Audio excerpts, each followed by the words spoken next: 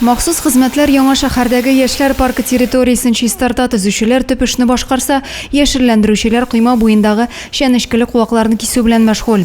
Бу Яңа шәһәр халкының яраткан ял урыны. 25 ел элек утыртылган каеннар исә санитар чистарту таләп итә.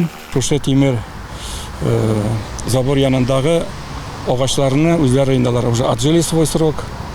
Монда боярышникта, шиповник һәм бүтән төрле агачларда монда чыплап китсәң 5-6 төрле куак. Менә шуларны хәзер кисеп бетереп ала бирсә, менә бу коймаларны полностью симат итеп, монда газонны будет инде обновление, Алла бирсә полностью. Бүгенге көндә яшьләр паркында төзекләндерү эшләре бара. Кече архитектура объектлары, урны, скамьялар урнаштырылып, ял итү һәм күңел ачу зоналары тагында ямьләнәчәк.